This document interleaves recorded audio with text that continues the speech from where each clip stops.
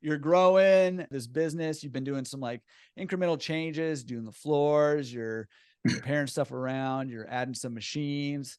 I mean, have you seen pretty good growth? Now it's been like a few years since you've owned this business. I mean, have you seen some pretty good growth? What's that been like? The growth has been insane. I mean, what my goals were for this laundromat when I first bought it, 3 years later, it's 3 times that goal. And I had never thought that it would do as well as it's doing, but, you know, a couple lucky things, like I said, improving the customer experience. We've just had a lot of return customers, and then that with the ability to raise prices in the store. Which, I'm not a huge fan of raising prices. Like, I'm not trying to gouge anybody.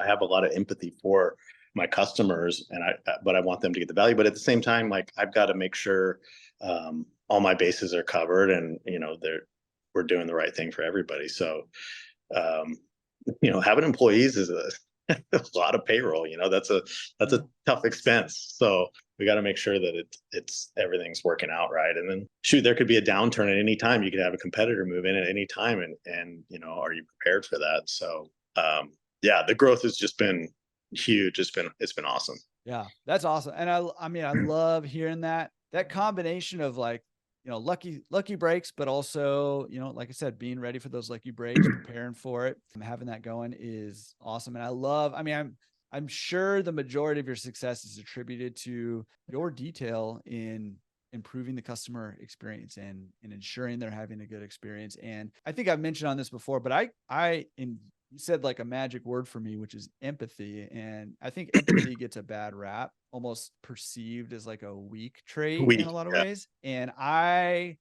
honestly think that empathy is a superpower. I think if you can develop empathy for I mean, just in general, just in life in general, but especially in your business, for your community and for your customers, and you can kind of put yourself in their shoes and feel what they're feeling, it actually is going to be a superpower for you. And I think that that's a big part of why you're seeing the growth that you're seeing. Like 3xing your goal for your business is insanity. Like yeah. that's insanity.